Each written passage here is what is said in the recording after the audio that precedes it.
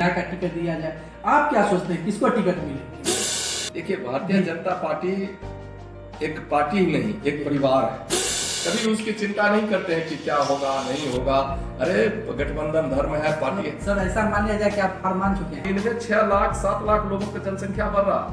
सबसे पहले तो उसको रोकने की जरूरत है कि जनसंख्या नियंत्रण कानून इस देश में जब तक नहीं आएगा तब तक इस देश का कल्याण नहीं हो सकता। बलिया नगर में भी जो जल जमाव की समस्या थी, उस पर हमको लगता है कि कुछ जाप के द्वारा भी कुछ आंदोलन भी किया गया। आप देख रहे होंगे कि अभी गोखले नगर बिशनपुर में कटाव हो रहा, तो माननीय सांसद और मंत्री उन्होंने तत्क्षण, ये हमारा सौभाग्य है कि दो सांसद हमारे यहाँ हैं अभी।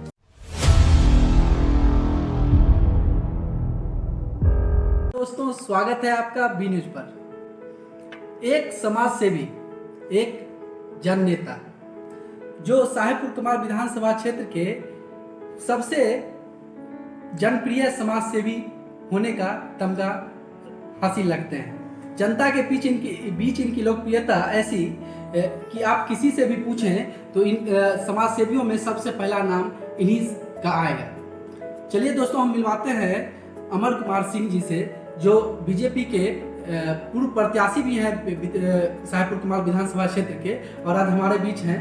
नमस्कार सर, स्वागत है। चलिए, आपका स्वागत है यहाँ बी न्यूज, आपका आभार। Thank you sir. सर उसमें चूंकि राजनीतिक शख्सियत का यदि इंटरव्यू होता है तो ज़्यादातर इंटरव्यू में लोग राजनीतिक सवाल ही करते हैं, और कि हम लोग कोशिश करते हैं कि ये राजनीतिक इंटरव्यू ना होकर कुछ पर्सनल लाइफ से जुड़ा हुआ, क्योंकि हम लोग भी युवा हैं और आपके जैसे शख्सियत को देख के हर एक युवा के मन में कहीं ना कहीं एक विचार आता है कि काश हम भी आपके जैसे या बन पाए। तो हम लोग एक सीखने के उद्देश्य, एक समाज में एक आपके जैसे सोच के और लोग हों, इसको लेकर हम लोग कोशिश करते हैं कि हम आपके जीवन के बारे में कुछ जानें, समाज को दिखाएं, अपने दर्शकों को दिखाएं। तो सर सबसे पहला सवाल सर मेरा ये रहेगा सर कि आप अपने बचपन के बारे में बताएं सर, कि आपका बचपन कैसा बीता, बचपन में कैसे थे, हमारा जनप्रिय नेता का बचपन कैसा था? हम बचपन में यहीं गांव के प्राथमिक विद्यालय तरवन्ना और उच्च विद्यालय तरवन्ना, यहीं से शिक्षा दीक्षा ग्रहण किए। यहाँ के बाद फिर पॉलिटेक्निक कॉलेज सहरसा में नामांकन हुआ, वहाँ से डिप्लोमा इन मैकेनिकल इंजीनियरिंग करके यहाँ आए। चूँकि हम लोग पिताजी थोड़ी जमीन में किसान थे, और किसान के घर में आप समझ सकते हैं कि जो 2-4 बीघे का जमीन का खेती करता हो, उस पिता का बेटा को क्या कठिनाई के दौर से गुजरना पड़ता हो, वो आप समझ सकते हैं।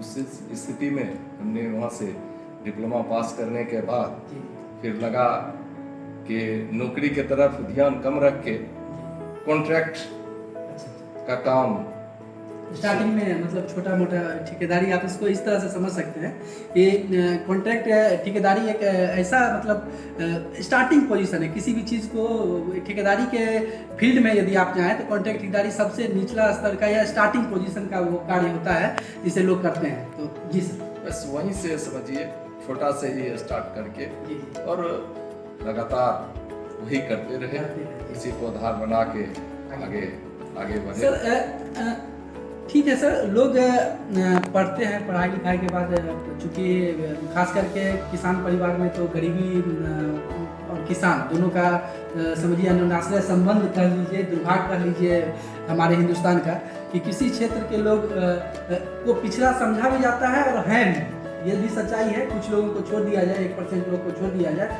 लेकिन ये पिछड़ा क्षेत्र है और इसमें गरीबी इसका पर्यावाचक शब्द बन चुका है आज के भी परिवेश में, जबकि हम लोग आज़ादी के इतने साल बीत चुके हैं। तो सर आप चूँकि इन कार्यों से जुड़ गए और परिवार में कमाई का सोर्स हो गया, आप कमाने लगे, सब कुछ होने लगा, तो ऐसा सर क्या हुआ, ऐसा क्या आपका हृदय परिवर्तन कैसे हुआ कि पैसा के पीछे भागने वाला अमर कुमार आज समाज सेवी बन के इतना ज़्यादा नाम प्रतिष्ठा और सब कुछ अर्जित कर लिया, तो ऐसा क्या मूवमेंट था कि आप इस क्षेत्र से प्रभावित हुए और इधर इस तरफ रुख किए? 94 में नीतीश कुमार जी लालू यादव से अलग हुए और जनता दल जौ का गठन हुआ। उस समय 14 सांसद नीतीश कुमार के साथ अलग हुए और बेगूसराय जिला जब आए प्रवेश किए तो 14 सांसद, मैंने स्टार्टिंग में मेरे घर पर, वो मेरा जीवन का प्रथम था, कड़ी था स्टार्ट होने का। 14 सांसद मेरे यहाँ आए और यहाँ के बाद उसी दिन से चूंकि नीतीश कुमार के प्रति जब से उठा तब से लगाव जुड़ाव मन में रहता था, इसको जो समझिए वहीं से शुरू हुआ। यहाँ आए, उसके बाद राजनीतिक गतिविधि से जुड़ गए। जनता दल जौ के बाद जो चूंकि जॉर्ज फर्नांडिस थे उसमें समता पार्टी बना, फिर जनता दल यू हो गया शरद यादव से मिलके। फिर उसी पीरियड में मेरा सानिध्य खगड़िया के सांसद 96 में स्वप्नी चौधरी चुनाव लड़े, 98 में वो सांसद बने।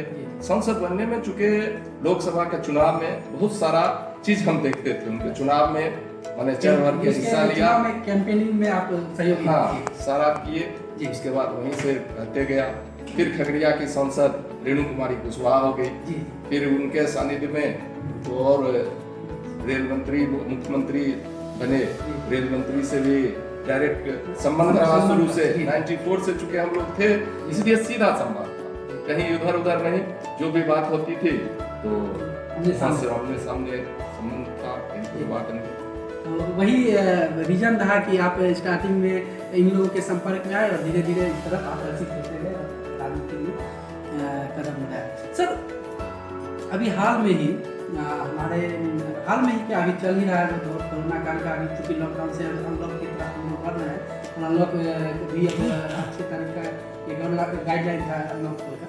तो सर कोरोना काल में हमने देखा कि अपने खास करके साहेबपुर कमाल विधानसभा क्षेत्र में आप चूँकि आपका पार्टी भारतीय जनता पार्टी से आप बिलोंग करते हैं, उसके संभावित कैंडिडेट भी हैं, तो भारतीय जनता पार्टी ने बढ़ चढ़कर हिस्सा ही नहीं लिया बल्कि उस पल को जिया, गरीबों के साथ जिया, समाज के अंतिम पंक्ति में खड़े उन सारे व्यक्तियों के साथ कदम से कदम मिलाकर चले, कंधा से कंधा मिलाकर चले। तो सर ऐसी जिजीविसा, ऐसी उत्कंठा और ऐसी सहयोग भावना, इसके बारे में क्या कहना चाहिए सर? क्या देखिए, भारतीय जनता पार्टी एक पार्टी ही नहीं, एक परिवार है।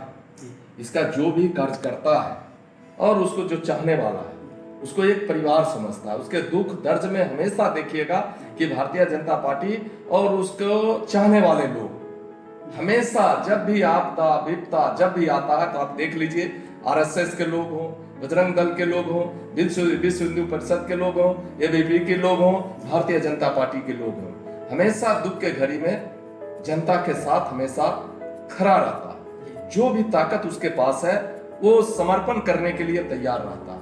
आप कोरोना काल में भी देखे होंगे, चाहे जो भी कार्य करता है, हम भी हैं, चाहे पीएम केयर फंड्स हो या यहाँ जनता के बीच मास्क, साबुन, जो मेरी ताकत है, जो मेरी सामर्थ्य है, उसके अनुसार भारतीय जनता पार्टी के लोग, खास आप नगर मंडल में देखे होंगे कि वो नगर मंडल के लोग, राकेश मुन्ना, तमाम साथी व्यापारी सारे मिलके 50 दिन तक हजारों लोग का भोजन चलाते रहा। दोस्तों हमने लगातार कैंपेनिंग भी की थी उस कोरोना काल में, जब अनलॉक 1 हुआ था, 2 हुआ, 3 हुआ, तो उस बीच में हमने आपको दिखाया भी था कि सर भी, खास करके सर का भी हमने चलाया था कि मास्क, साबुन, सैनिटाइजर वगैरह का वितरण कंटिन्यू, और इनके बलिया नगर अध्यक्ष राकेश रोशन मुन्ना जी जो कंटिन्यू बलिया व्यापारिक संघ के सहयोग से कंटिन्यू कर रहे थे, और लगभग 2 महीने उन्होंने जबरदस्त ढंग से पर डे 2000 से 2500 लोगों का भोजन का व्यवस्था करना, साबुन, सैनिटाइजर का वितरण करना, और खास करके खुद से बहुत सारे बीजेपी के कार्यकर्ता लोग को हमने देखा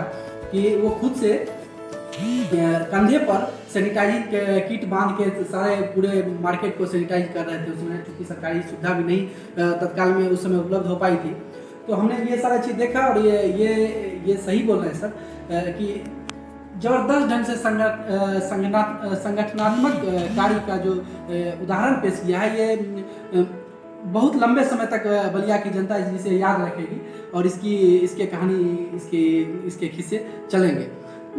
सर चूंकि अब चुनाव का समय भी आ चुका है सर, तो हमारा अगला सवाल चुनाव को लेकर ही रहेगा कि आप सर अपने आप को कहाँ पाते हैं सर चुनाव में, कि क्या हमारे अगले चूंकि ये अभी चला हुआ है, लगातार कैंपेन चल रहा है, हर जगह यही मुद्दा उठाया जा रहा है कि फलाने नेता को विधायक का टिकट दिया जाए, फलाने नेता को विधायक का टिकट दिया जाए। आप क्या सोचते हैं किसको टिकट मिले? किसको टिकट नहीं मिले, हम भारतीय जनता पार्टी के कार्यकर्ता हैं। हम लोग का कोई फैमिलियर बैकग्राउंड राजनीति का नहीं है, न जमींदार का ग्राउंड है। हम एक साधारण जीवन से शुरू किए हैं और भारतीय जनता पार्टी, और पहले हम जदयू में थे, लगातार नीतीश कुमार जी के साथ 20 वर्षों तक उनके साथ रहे और जनता दल यू में प्रदेश महासचिव पद पर थे। 14 में हम भारतीय जनता पार्टी में आए, उसी वक्त हमको यहाँ से चुनाव भी लड़ाया गया, हम यहाँ से चुनाव लड़े और भारतीय जनता पार्टी के तमाम कार्यकर्ता और नेताओं ने निश्चित रूप से, हम नए लोग थे, पूरा सम्मान एवं सहयोग किया चुनाव में। हम द्वितीय स्थान पर रहे। ठीक है, किसी कारणवश गठबंधन धर्म को मानते हुए 15 में मुझे टिकट नहीं मिला, ये एलजेपी को सीट चला। फिर भी हम लगातार एनडीए के लिए, पार्टी के बैनर तले लगातार काम कर रहे हैं। कभी उसकी चिंता नहीं करते हैं कि क्या होगा नहीं होगा, अरे गठबंधन धर्म है, पार्टी। सर ऐसा मान लिया जाए कि आप हार मान चुके हैं? नहीं, हार मानने का काम नहीं है, हम हार मानने का तो यहाँ सवाल ही नहीं है। हम अपना काम कर रहे हैं, काम करते जाएं। जहां भी पार्टी का नेतृत्व का जो होगा, निश्चित रूप से जनता का जो चाहत है, हमारे कार्यकर्ताओं का, हमको तो सौभाग्य प्राप्त है कि ये भारतीय जनता पार्टी का एक एक कार्यकर्ता इस विधानसभा का एक नाम पर सहमति बना के आज भी बोलता है कि इस पार्टी का उम्मीदवार अमर कुमार सिंह होगा।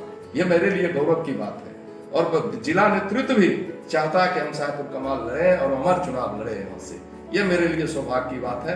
हम इसी आधार पर मनोबल को कायम रखते हुए अपना काम करते जा रहे हैं। निश्चित रूप से पार्टी चुनाव लड़ाएगी, हम लड़ेंगे और मेरा मनोबल इतना तो जरूर है कि हम इस विधानसभा से चुनाव जीतेंगे और विधानसभा जाएंगे।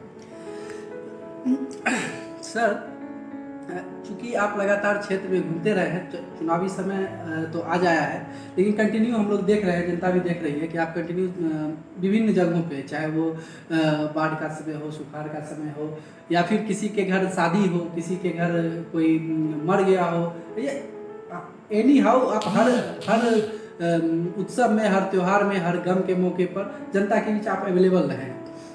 तो सर आपके हिसाब से आपको क्या लगता है कि साहेबपुर कमाल विधानसभा में ऐसा क्या मुद्दा है जिसको आज तक छुआ नहीं गया, ऐसी क्या समस्या है जिसको हर हाल में जल्द से जल्द उसको टच करने की जरूरत है, उस पर काम करने की जरूरत है और उस समस्या का जल्द से जल्द निराकरण करने की जरूरत है आपके हिसाब से? देखिए, काम ये नीतीश कुमार जी के काल में, सुशील मोदी जी के नेतृत्व में बिहार में विकास तो दिन दुना रात चौगुना हो रहा है, उसमें कहीं कोई बात नहीं है। लेकिन बहुत जगह का है, हम अपने यहाँ सोचते हैं, हम अपने स्तर से सोचते हैं।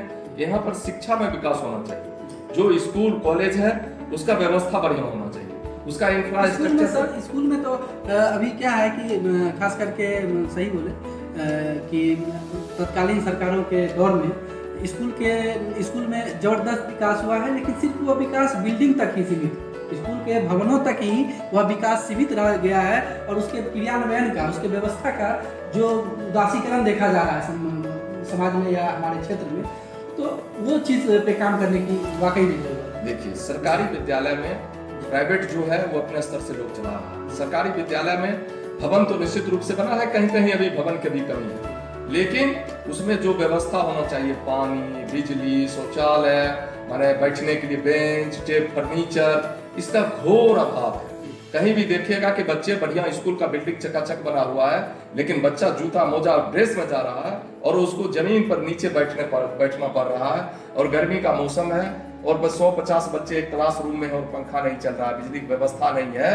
तो इसका होना चाहिए, यह बिजली का व्यवस्था हो, बैठने के लिए बेंच हो। चूंकि हमारे बच्चे, सरकार, राज्य सरकार ने ड्रेस दे दिया है, ड्रेस कोड लागू है, तो वो कपड़ा पहन के कैसे बैठेगा? जूता मोजा पहने हुए है, जमीन पर बैठने के लिए कह रहे हैं। यह स्थिति बहुत खराब है।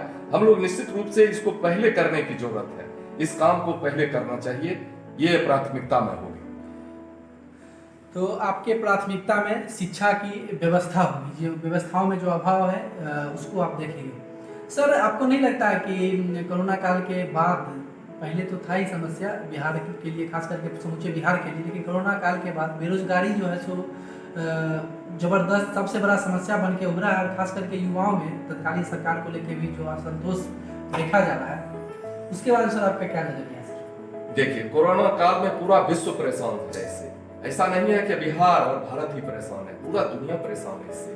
और सरकार अभी नरेंद्र मोदी को जो जनता ने ताकत दिया है, उसी के बदौलत युवाओं को कह रहे हैं कि आत्मनिर्भर भारत बनाने के लिए कि लोग जहां भी हैं कुछ न कुछ काम करें वैसा, जिसमें नौकरी करने की ओर दिमाग से हटाइए, कुछ लोग को आप एम्प्लॉय करिए, ऐसा काम करिए, ऐसा निर्माण करिए, लोकल चीज निर्माण करिए, लोकल और वोकल होने की जरूरत है। तभी ये भारत आगे बढ़ेगा, बिहार आगे बढ़ेगा और युवाओं को रोजगार मिलेगा। चूंकि रोजगार की सीमा है देश में कि 2 करोड़ 2.5 करोड़ जो भी रोजगार है उतने लोगों को हो सकता है। आज हम आबादी देख रहे हैं 138 करोड़ से ऊपर पार कर रहा है।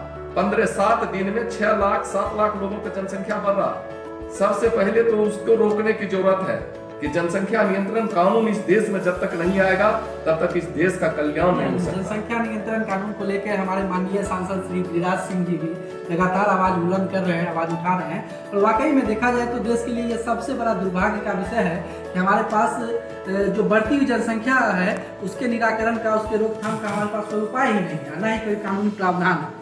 तो इन सब चीज़ों पे तत्काल सरकार को भी सुनना चाहिए और इस पे कार्य करने की आवश्यकता है, लेकिन वो समाज हित में हो, सामाजिक सरोकार को जोड़कर हो, किसी की भावना को आहत करके ना हो। जनसंख्या की समस्या तो सर ये हमारा देशव्यापी समस्या है। खासकर हम बात करना चाहेंगे सर अपने शाहपुर कुमार विधानसभा क्षेत्र में। यहाँ सर अभी तत्कालीन परिवेश में जो सबसे बड़ा समस्या उभर के आया है वो जो भी है यहाँ के जो नगर क्षेत्र है या ग्रामीण क्षेत्र है, उसमें जल जमाव की समस्या, गंगा तटीय क्षेत्र में कटाव की समस्या, बाढ़ में जो है सो राहत कार्य में विलंब की समस्या, या फिर राहत कार्य बिल्कुल होता ही नजर नहीं आता है कभी कभी। तो इन सारे समस्याओं के बारे में सर सरकार क्या कर रही है, सरकार का क्या दृष्टिकोण है, क्योंकि आप उस दल से जुड़े हो? बलिया नगर में भी जो जल जमाव की समस्या थी उस पर हमको लगता है कि कुछ जाप के द्वारा भी कुछ आंदोलन भी किया गया।